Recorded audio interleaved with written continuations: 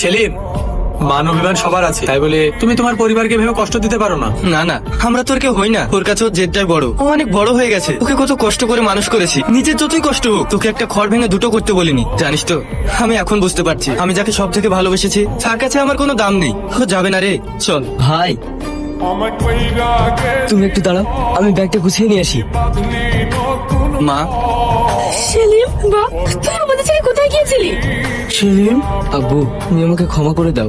আরে পাগল ছেলে কোথাকার, পৃথিবীর কোনো বাপই সন্তানের কোনো দোষকে দোষ মনে করে না। আব্বু সেলিম, ভাই তুমি আমাকে ক্ষমা করে দিও, আমি তোমাকে অনেক অপমান করেছি।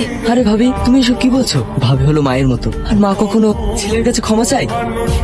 আমার পাগলি ভাবি। শুধু কি তোমার ভাবি পাগলি, ওটাও তো পাগলা।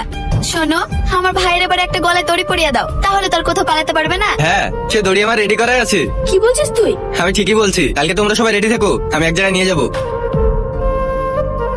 সবই তো শুনলেন, এবার আপনাদের মতামতটা বলুন।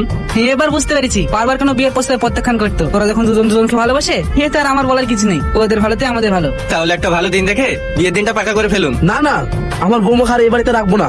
আজকে বিয়ে দিয়ে ওকে আমাদের বাড়ি নিয়ে চলে যাবো। অবশ্যই আপনার বৌমা আজ নিয়ে যাবেন না দুদিন পর নিয়ে যাবেন, সেটা আপনার ব্যাপার। আলি যা বাপ, আব্দুল কাজীকে ডেকে নিয়ে আয়। ঠিক আছে আব্বা।